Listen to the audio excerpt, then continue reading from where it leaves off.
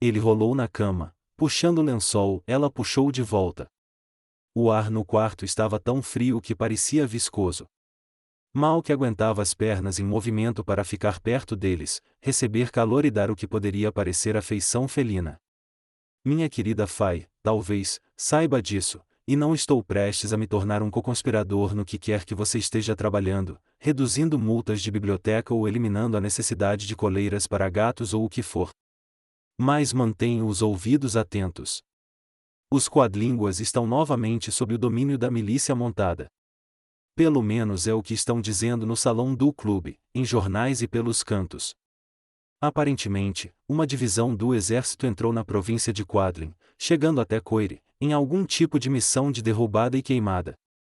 Seu pai, seu irmão Inessarose, e eles ainda estão lá? Elphaba não respondeu por um tempo. Parecia estar pensando não apenas no que queria dizer, mas talvez até no que ela conseguia lembrar. Sua expressão era de confusão, até mesmo mau humor. Vivemos em Coire por um tempo, disse ela, quando eu tinha uns 10 anos. É uma cidadezinha baixa engraçada, construída sobre solo pantanoso. Metade das ruas são canais. Os tetos são baixos, as janelas têm grades ou persianas para oferecer privacidade e ventilação, o ar é vaporoso e a flora é excessiva, com enormes janelas de folhas de palmeiras, quase como almofadas finas quiltadas, fazendo um som como se estivessem batendo umas contra as outras no vento, e tir, tir, tir. Não sei se restou muito de Coire, comentou Fiero com cuidado. Se o boato que me contaram for verdadeiro. Não, papai não está lá agora, agradeça, e agradeça a quem quer que seja, o que quer que seja, agradeça a ninguém, continuou Elphaba. A menos que as coisas tenham mudado. O povo bom de Coire não reagia muito bem aos esforços missionários. Eles convidavam papai e eu, nos serviam bolinhos molhados e um chá quentinho de menta vermelha. Todos nos sentávamos em almofadas baixas mofadas, com lagartixas e aranhas assustadoras nas sombras mais profundas. Papai falava de um jeito monótono sobre a natureza generosa do Deus inominável, com sua inclinação xenófila básica. Ele me apontava como prova. Eu sorria com uma doçura terrível e cantava um hino, que era a única música que papai aprovava. Eu era extremamente tímida e tinha vergonha da minha cor, mas papai me convencera do valor de seu trabalho. Invariavelmente, os cidadãos de Coire se rendiam à hospitalidade. Eles se permitiam ser levados em orações ao Deus inominável, mas não se podia dizer que seus corações estavam devotos. Acho que eles sentiam muito mais desencorajadamente do que papai, como éramos realmente inúteis. Então, onde eles estão agora? Seu pai, Nessarose e o garoto, e seu irmão, como era o nome dele? Casco, esse é o nome dele. Bem, papai achou que seu trabalho era mais ao sul, na província de Quadlin, no verdadeiro sertão. Vivemos em uma série de pequenas casas apertadas perto de Uvels, as Ovels de Uvels, era como as chamávamos, e aquela região rural sombria e brutal, cheia de uma beleza sangrenta. Ao ver a expressão questionadora dele, ela continuou. Quero dizer, 15, 20 anos atrás, Fiero, os especuladores da cidade das Esmeraldas descobriram os depósitos de rubi lá. Primeiro sob a regente Osma, depois após o golpe, sob o mágico, as mesmas práticas comerciais vergonhosas. Apesar de, sob a regente Osma, a exploração não exigir assassinatos e brutalidade. Usando elefantes, os engenheiros arrastavam o cascalho, construíam represas nos rios, aperfeiçoavam um sistema complicado de mineração a céu aberto sob 1 metro de lençóis freáticos salgados. Papai achou que essa desordem na sua pequena sociedade úmida era uma situação preparada para o trabalho missionário. E estava certo.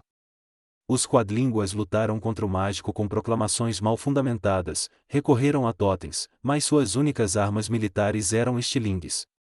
Então eles se reuniram ao redor do meu pai. Ele os converteu, e eles foram à luta com o zelo dos recém-castigados. Eles foram descartados e desapareceram. Tudo com o benefício da graça unionista. Minha nossa, você é amarga. Eu era uma ferramenta. Meu querido pai me usou, e um pouco menos a Nessarose, por causa da dificuldade dela de se movimentar. Ele me usou como uma lição objeto. Com a minha aparência, mesmo cantando como eu canto, eles confiavam nele, em parte, como uma resposta à minha esquisitice. Se o Deus inominável podia me amar, quão mais responsável ele seria em relação a eles, que não eram adulterados. Então, minha querida, você não se importa onde ele está nem com o que acontecer a ele? Como você pode dizer isso? Ela se ergueu e se sentou. Eu amo o imbecil embotado, velho e louco. Ele realmente acreditava no que pregava. Até achava que um defunto quadro encontrado com o rosto para cima em uma lagoa salgada estava melhor do que um sobrevivente, se tivesse uma tatuagem de convertido em algum lugar do corpo. Ele achava que tinha dado um bilhete só de ida para a assembleia do outro lado do Deus inominável. Acho que ele considerava um trabalho bem feito. E você não? Fiero tinha uma vida espiritual um tanto anêmica, ele se sentia desqualificado para expressar uma opinião sobre a vocação do pai dela. Talvez fosse um trabalho bem feito, reconheceu ela com tristeza. Como posso saber? Mas não para mim.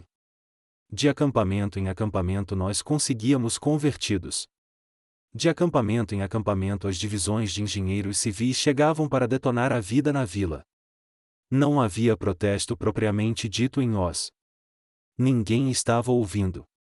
Quem se importava com os quadlínguas? Mas o que o levou lá no início? Ele e mamãe tinham um amigo, um quadlin, que morreu na casa da minha família. Um quadlin itinerante, um soprador de vidro. Elfaba franziu a testa e fechou os olhos, e não disse mais nada. Fiero beijou os dedos dela. Ele beijou o V entre o dedão e o indicador, e chupou como se fosse uma fatia de limão. Ela se reclinou para trás com o objetivo de permitir a ele uma visão melhor. Um pouco depois, ele disse: Mas ao fim Afabalafai, você realmente não está preocupada com seu pai Nessarose, e seu pequeno irmãozinho? Meu pai busca causas sem esperança. Isso dá alguma legitimidade a seu fracasso na vida. Por um tempo, ele se autoproclamou um profeta do retorno da última linhagem perdida de Osma. Isso acabou agora. E meu irmão Casco talvez esteja com 15 anos. Olhe, Fiero, como posso me preocupar com eles e me preocupar com a campanha da estação também? Não posso andar por Oz naquela vassoura ali, como uma bruxa de livros infantis. Escolhi entrar para a resistência para não ter que me preocupar. Além disso, sei o que vai acontecer a Nessarose finalmente. Mais cedo ou mais tarde. O quê? Quando meu bisavô finalmente morrer, ela será a próxima eminente tropo. Achei que você seria a herdeira. Você não é mais velha? Eu sume, querido, sume magicamente em um sopro de fumaça. Pode esquecer. E você sabe, isso vai ser bom para Nessarose. Ela será um tipo de rainha local em Pedras do Ninho. Ela aparentemente fez um curso de feitiçaria, sabia? Em X. Não sabia. Bem, que bom para ela. Se algum dia ela descer daquele pedestal, que tem palavras escritas em todas as faces em ouro, dizendo superior em retidão moral, se algum dia ela se permitir ser a perversa que realmente é, ela será a perversa do leste. Babá e os funcionários dedicados em solos de Coven a apoiarão. Achei que você gostava dela. Você não reconhece o afeto quando o vê? Zombou Elfaba. Eu amo Nessa. Ela é uma chata, é intoleravelmente íntegra, é uma peça detestável.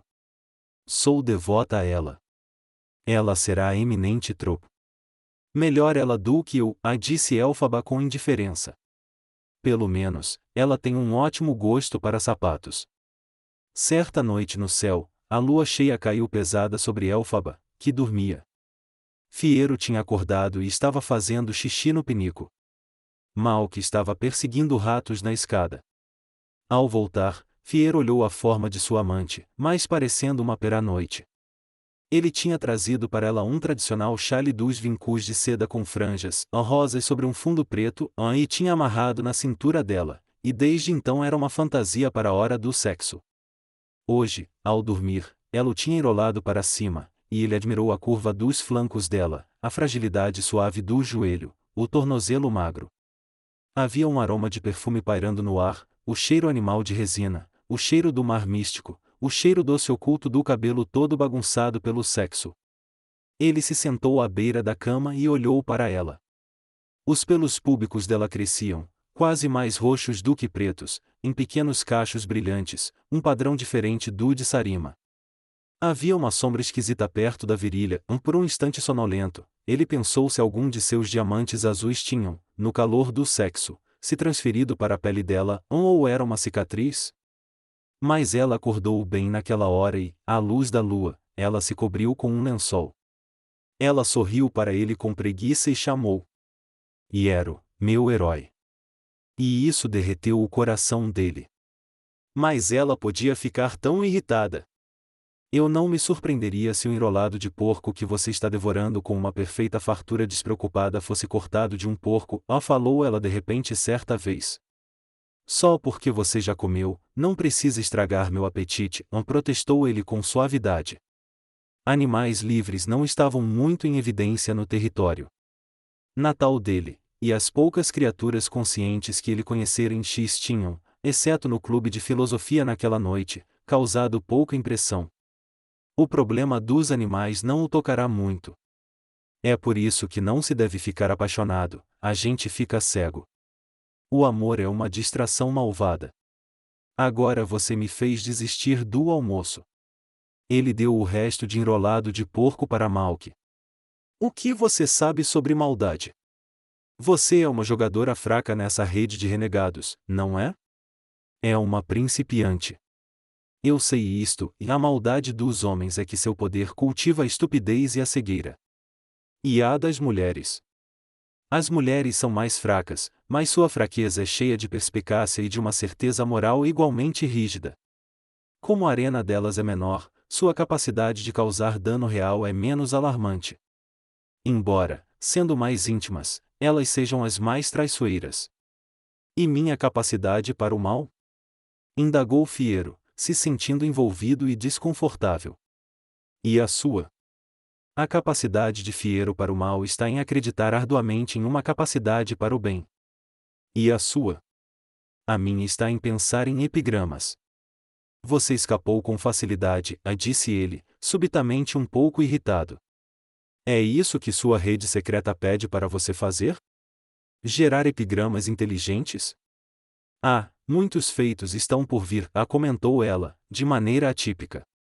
Eu não estarei no centro deles, mas estarei às margens ajudando, pode acreditar. Do que você está falando? Um golpe? Não se preocupe, e permanecerá sem culpa. Bem como você deseja. Isso foi malvado da parte dela. Um assassinato? E daí se você matar um general açougueiro? O que isso a torna? Uma santa? Uma santa da revolução? Ou uma mártir se você for morta na campanha? Ela não respondeu. Sacudiu a cabeça fina, irritada, e depois sacudiu o chale rosado pelo cômodo como se ele a enfurecesse. E se um transeunte inocente for morto quando você mirar no general açougueiro de porcos? Não conheço nem me importo muito com mártires. Tudo isso leva a um plano maior, uma cosmologia e algo em que não acredito. Se não conseguimos compreender o plano em mãos, como um plano superior pode fazer mais sentido? Mas, se eu acreditasse no martírio, acho que se poderia dizer que só é possível ser mártir se você souber por que está morrendo, e escolher isso. Então existem vítimas inocentes nessa transação. Aqueles que não escolhem morrer, mas estão na linha de tiro. Existem. Vão existir acidentes, creio eu. Pode haver luto, arrependimento, em seu círculo exaltado? Existe algo que pode ser considerado um erro? Existe um conceito de tragédia? Fiero, seu tolo insatisfeito, a tragédia está em toda parte ao nosso redor. Preocupar-se com qualquer coisa menor é uma distração. Qualquer casualidade da luta é erro deles, não nosso. Nós não adotamos a violência, mas não negamos sua existência. Como podemos negá-la? se seus efeitos estão ao nosso redor. Esse tipo de negação é um pecado, se é que isso existe. Ah, e agora eu ouvi a palavra que nunca esperei ouvir você dizer. Negação? Pecado? Não. Nós. Não sei por quê. A dissidente solitária de Crage Hall se torna institucional? Uma garota das empresas? Uma jogadora da equipe? Nossa antiga senhorita rainha da solidão? Você entendeu mal, existe uma campanha, mas nenhum agente, existe um jogo, mas nenhum jogador. Eu não tenho colegas. Não tenho ego. Eu nunca tive, na verdade, mas isso não importa. Sou apenas uma contração muscular no organismo maior. Ah! Você, a mais individual, a mais separada, a mais real. Como todo mundo, você está se referindo à minha aparência. E está zombando dela. Eu adoro sua aparência e a reconheço. Fai. Eles se separaram naquele dia sem se falarem, e ele passou a noite no salão de apostas, perdendo dinheiro. Na próxima vez em que ele a viu, levou 3 velas verdes e 3 velas douradas e decorou o cômodo para Lurlinemas. Não acredito em festas religiosas, a disse ela, e admitiu, cedendo, e mais elas são bonitas. Você não tem alma, provocou ele. Correto, respondeu ela com sobriedade. Achei que não era nítido. Agora você está apenas brincando com as palavras. Não que prove eu tenho de ter uma alma. Como você pode ter consciência se não tem uma alma? Perguntou ele apesar de não querer, pois preferia manter as coisas leves, voltar a um entendimento melhor, ainda mais depois do último episódio de briga e estranhamento moral. Como um pássaro pode alimentar seus filhotes se não tiver consciência de antes e depois? Uma consciência, Iero, meu herói, é apenas consciência em outra dimensão, a dimensão do tempo. O que você chama de consciência eu prefiro chamar de instinto.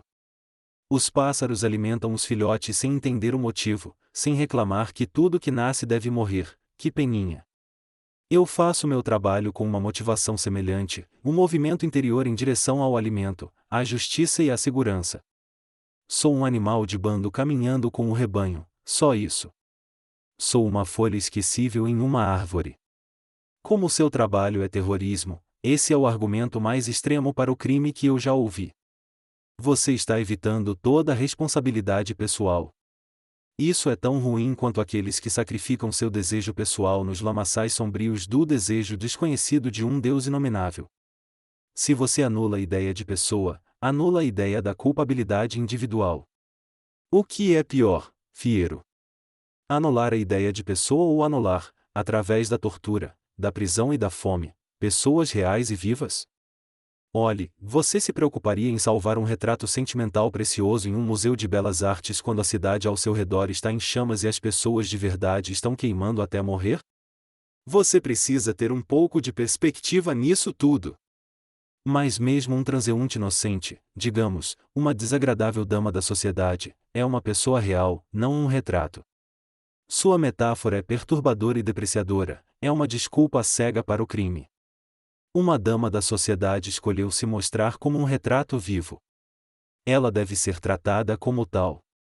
É sua obrigação. Essa negação disso, esse é o seu mal, voltando à conversa de outro dia. Salve o transeunte inocente se conseguir, mesmo que seja uma dama da sociedade ou um capitão da indústria progredindo poderoso com todas essas movimentações repressoras, mas não à custa de outras pessoas, mais reais. E, se não conseguir salvá-los, não conseguiu. Tudo tem seu preço. Não acredito nesse conceito de pessoas reais ou mais reais. Não. Ela sorriu, mas não foi de um jeito agradável. Quando eu sumir de novo, queridinho, certamente serei menos real do que sou agora. Ela fingiu simular sexo com ele, ele virou o rosto, surpreso com a força de sua aversão. Mais tarde naquela noite, quando eles já tinham feito as pazes, Elphaba teve um ataque súbito e suores dolorosos. Ela não deixou que ele a tocasse. É melhor você ir embora, não sou digna de você, a lamentou ela e, algum tempo depois, quando estava mais calma, murmurou antes de voltar a dormir, eu te amo tanto, Fiero, você não entende, e nascer com um talento ou uma inclinação para o bem é uma aberração. Ela estava certa. Ele não entendia. Fiero secou a testa dela com uma toalha seca e continuou por perto. Havia uma geada no céu, e eles dormiram sob os casacos de inverno para se manterem aquecidos. Numa tarde refrescante, ele enviou um pacote conciliatório de brinquedos de madeira clara para os filhos e um colar de joias para Sarima. O trem de carga ia contornar os grandes quelos pela rota norte. Ele não entregaria os presentes de Lurlinemas em Kiamuko antes da primavera, mas ele podia fingir que os tinha enviado antes. Se a neve recuasse, ele estaria em casa então, incansável e irritado nos cômodos estreitos e altos da fortaleza da montanha, mas talvez recebesse crédito pela consideração. E talvez merecesse, por que não? Certamente, Sarima estaria com a depressão de inverno, diferente de seus humores da primavera, seu tédio do verão e sua condição congênita de outono. Uma joia talvez a alegrasse, pelo menos um pouco. Ele parou em uma cafeteria para tomar café em um bairro bem à margem dos trilhos gastos para ser ao mesmo tempo boêmio e caro. A gerência se desculpou, o jardim de inverno, normalmente aquecido com braseiros e enfeitado com flores caras, tinha sido explodido na noite anterior. O bairro está com problemas. Quem diria? Indagou o gerente, tocando no cotovelo de Fiero. Nosso glorioso mágico deveria ter erradicado a agitação civil. Não era esse o objetivo dos toques de recolher e das leis de detenção? Fiero não se sentiu inclinado a comentar, e o gerente tomou seu silêncio como concordância. Levei algumas mesas para meu salão particular no segundo andar, se não se importar de ficar entre as memórias da minha família, continuou ele, conduzindo pelo caminho. Encontrar um bom ajudante Munshin para consertar os danos também está ficando mais difícil. O toque tic-taquiante Munshin, não há nada como ele. Mas vários amigos nossos do setor de serviços voltaram para suas fazendas no leste. Com medo da violência contra eles. Bem, muitos deles são tão pequenos, não acha que eles parecem provocar? São todos covardes. Ele se interrompeu para explicar, posso dizer que não tem parentes Munshinkins, ou eu não faria esses comentários. Minha esposa é de Pedras do Ninho, respondeu Fiero, mentindo sem convencer, mas deixando clara sua posição. Recomendo o frappé de chocolate com cerejas hoje, fresco e delicioso, mudou de assunto o gerente, se retraindo para uma formalidade repentina e puxando uma cadeira em uma mesa perto de velhas janelas altas. Fiero se sentou e olhou para fora. Uma persiana corroída tinha entortado e não podia se fechar contra a janela externa como projetado, mas ainda havia uma certa vista. Telhados, chaminés ornamentais, a estranha armação da janela estofada com plantas de inverno escuras, e pombos se precipitando e cortando os céus como lordes. O gerente era daquele tipo peculiar, depois de tantas gerações na cidade das Esmeraldas, parecia de uma tendência étnica separada.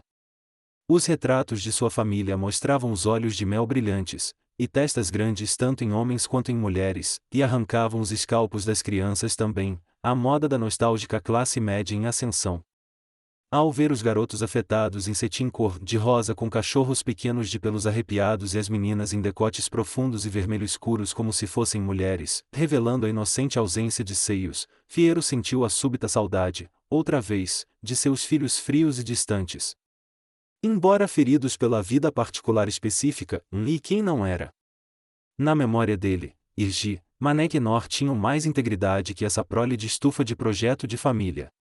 Mas isso era cruel, e ele estava reagindo à convenção artística, e não às crianças de fato. Ele voltou o olhar para a janela quando o pedido chegou, para evitar as outras pessoas no salão.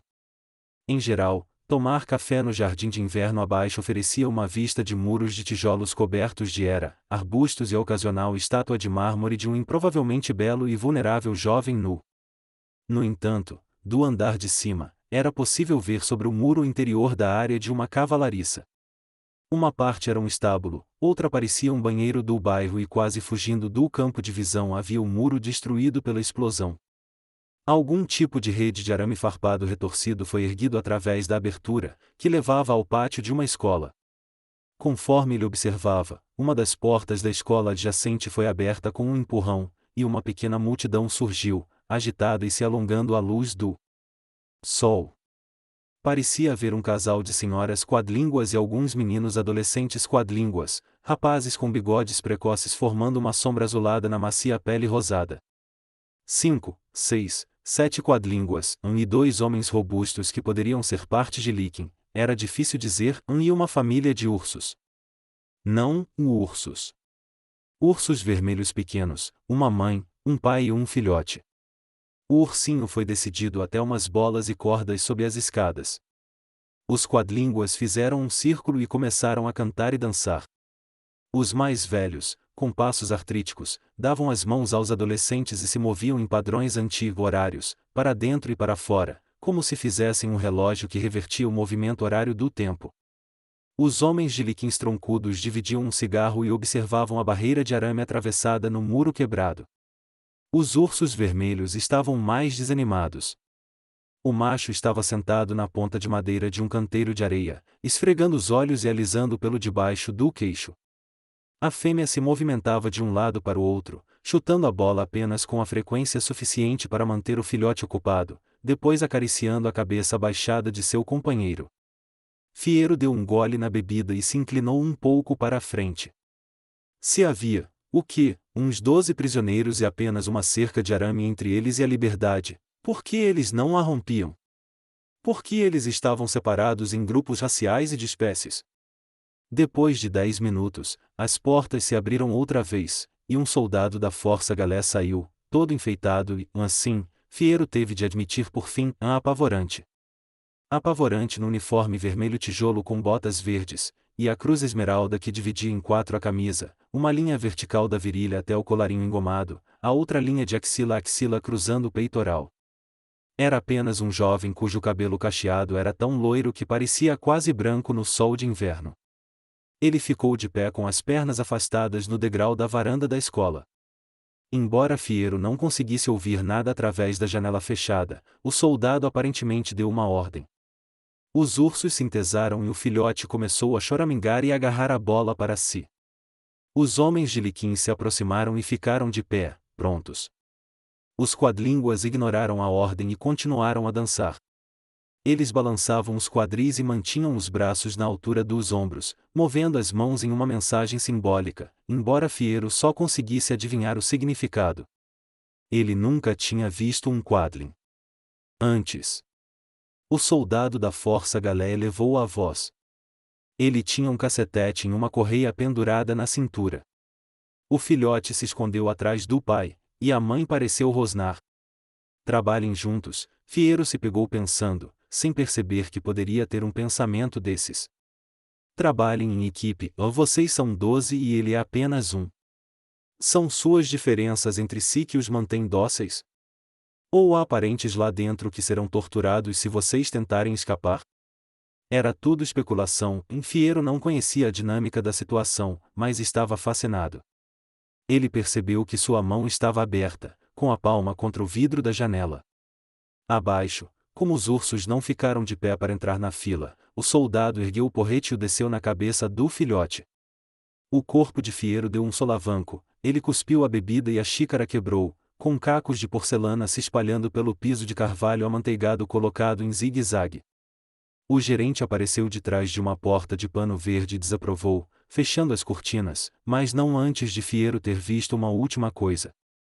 Recuando como se nunca tivesse caçado e matado nos pastos de 1000 anos, ele desviou os olhos e os virou para cima, onde avistou as faces pálidas, a 20 ou 30 crianças em idade escolar nas janelas superiores da escola, encarando com fascinação e bocas abertas a cena no pátio de recreio. Eles não têm consideração pelos vizinhos que têm um negócio para administrar, contas para pagar e pessoas queridas para alimentar, soltou o gerente. Não precisa ver essas coisas grotescas enquanto desfruta seu café, senhor. O rompimento no seu jardim de inverno, disse Fiero. Isso foi alguém querendo quebrar seu muro para entrar nesse pátio e tirá-los de lá vivos. Nem sugira isso, disse o gerente em voz baixa. Existem mais ouvidos neste cômodo do que os seus e os meus. Como sei quem queria o quê, ou por quê? sou um cidadão particular e cuido dos meus próprios assuntos. Fiero não aceitou uma xícara substituta de chocolate com cereja. Ouvia gritos de protesto da mãe urso, e depois um silêncio no mundo externo às pesadas cortinas de tecido adamascado. Foi um acidente eu ter visto aquilo, pensou Fiero, olhando para o gerente com outros olhos. Ou o mundo simplesmente se descortina aos seus olhos, repetidas vezes, assim que você está pronto para vê-lo de maneira diferente? Ele queria contar a Elfim o que tinha visto, mas se controlou por motivos que não soube elaborar. De alguma forma, no equilíbrio de seus afetos, ele percebia que ela precisava de uma identidade separada da dele. Se ele se convertesse à causa dela, talvez ela se afastasse. Ele não ousou arriscar. Mas a visão do filhote. O urso machucado o assombrava. Ele abraçou Elfinha com mais força, tentando transmitir uma paixão mais profunda sem falar nada. Ele também percebeu que, quando Elphaba estava mais agitada, era mais liberal para fazer amor. Ele começou a conseguir perceber quando ela ia dizer só na próxima semana. Ela parecia mais entregue, mais lasciva, talvez como um exercício purificador antes de desaparecer por alguns dias. Certa manhã, enquanto ele roubava um pouco de leite do gato para colocar no café, ela esfregava um óleo na pele, estremecendo de sensibilidade. 15 dias, meu querido. Meu bichinho, como meu pai costumava dizer. Preciso de 15 dias de privacidade agora. Ele sentiu uma pontada súbita, uma premonição, de que ela ia deixá-lo. Era um jeito de ela conseguir 2 semanas de vantagem. Não. Isso não é certo, Fai. Não está tudo bem, é tempo demais. Precisamos disso. Não você e eu, quero dizer o outro nós. Obviamente não posso lhe dizer o que vamos fazer, mas os últimos planos para a campanha de outono estão se aproximando. Haverá um acontecimento e devo ficar disponível para a rede o tempo todo. Não posso dizer mais nada. Um golpe? Um assassinato? Uma bomba? Um sequestro? O quê? Me diga apenas a natureza, não os detalhes. O quê? Não apenas não posso lhe contar, como nem sei o que é. Só saberei do meu pequeno papel, e vou executá-lo. Só sei que é uma manobra complicada com várias peças interligadas. Você é o dardo? É a faca? O fusível? Ao que ela respondeu, embora ele não tenha se convencido. Meu querido, meu boneco, sou verde demais para entrar num local público e fazer alguma coisa errada. Seria muito óbvio. Guardas de segurança me observam como uma coruja observa um rato. Minha presença em si provoca alarme e aumento de vigilância. Não, a parte que vou executar será a parte de uma criada, uma pequena ajuda nas sombras. Não faça isso, pediu ele. Você é egoísta e é um covarde. Eu te amo, meu doce, mas seus protestos são equivocados. Você só quer preservar a minha vida insignificante, nem tem um sentimento moral sobre eu estar fazendo algo certo ou errado. Não que eu queira que faça isso, não que eu me importe com o que pensa a respeito. Mas só observo que suas objeções são do tipo mais fraco. Isso não é algo a discutir. Daqui a 2 semanas, volte aqui. A ação estará terminada então? Quem decide? Ainda não sei o que é, e nem sei quem decide, então não me pergunte. E de repente, ele não gostava mais do apelido dela. Elphaba. Você não sabe quem está controlando as cordas que a conduzem? Como sabe que não está sendo manipulada pelo mágico? Você é novato nisso, com todo o seu status de príncipe tribal. Por que eu não saberia se eu fosse peão do mágico? Consegui perceber quando estava sendo manipulada por aquela megera, Madame Morrorosa. Aprendi algumas coisas sobre mentiras e conversas francas no Crage Hall. Me dê algum crédito por ter passado alguns anos nisso, Fiero. Você não sabe me dizer com certeza quem é ou não é seu chefe. Papai não sabia o nome de seu Deus inominável, disse ela, levantando-se e passando óleo no estômago e entre as pernas, mas virando as costas para ele de modo discreto. Nunca é o quem, não é? É sempre o porquê. Como você escuta? Como eles lhe dizem o que deve fazer? Você sabe que eu não posso dizer. Eu sei que você pode. Ela se virou. Passe óleo nos meus seios, por favor. Não sou um macho estúpido, Elphaba. Sim, ela riu, mas com amor. Vamos lá. Era de dia, o vento rugia e até sacudia os pisos. O céu frio sobre o vidro estava de um raro azul rosado. Elphaba deixou cair a vergonha como se fosse uma camisola, e no brilho líquido da luz do sol sobre tábuas velhas, ergueu as mãos, como se, no terror do combate que estava por vir, finalmente entendesse que era bonita. Do jeito dela. O colapso da reticência dela o assustou mais do que qualquer coisa. Fiero pegou um pouco de óleo de cocô e o aqueceu entre as palmas das mãos. Ele as deslizou como animais de veludo curtido sobre os seios pequenos que respondiam. Os mamilos se endureceram, a cor ruborizou. Ele já estava totalmente vestido, mas de forma imprudente pressionou o corpo contra a forma pouco resistente dela. Uma das mãos deslizou pelas costas dela, Elphaba arqueou contra ele, gemendo. As mãos dele desceram para as nádegas dela, continuaram, sentiram o local que um músculo repuxou de um jeito deformado, afetuoso, sentiu os pelos começando a formar sombras entrecruzadas, seu redemoinho em direção ao vórtice. Ele brincou com a mão inteligente, sentindo os sinais da resistência dela. Tenho 4 companheiros, disse ela de repente, se retorcendo em um movimento suave o suficiente para se soltar, mas não desencorajar. Coração, tenho 4 camaradas, eles não sabem quem é o líder da nossa célula, é tudo feito no escuro, com um encanto de disfarce para distorcer a voz e sombrear as características. Se eu soubesse mais, a Força Galé poderia me capturar e me torturar para saber de tudo, entende? Qual é seu objeto? Suspirou ele, beijando-a, abrindo as calças de novo, com a língua traçando o funil retorcido da orelha dela. Matar o mágico, respondeu ela, envolvendo as pernas ao redor dele. Não sou a ponta da lança, não sou o dardo, sou apenas a lança, a aljava, e ela colocou mais óleo na mão enquanto os dois deslizavam e caíam na luz. Ela o fez ficar brilhante e aflito de óleo, e o aceitou mais fundo do que nunca. Mesmo depois de todo esse tempo, você poderia ser um agente do palácio. Não sou. Um pouco de neve caiu numa semana, depois mais um pouco na outra.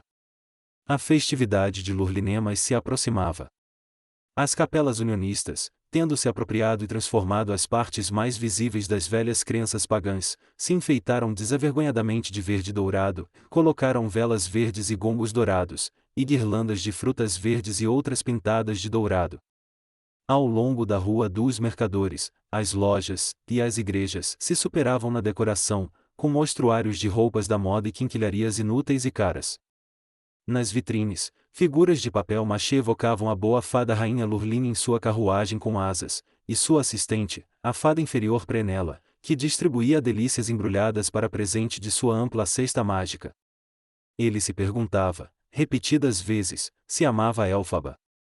Também se perguntava por que demorou tanto para chegar a esta questão, depois de 2 meses de caso apaixonado, e se sabia o que significavam aquelas palavras, e se isso importava.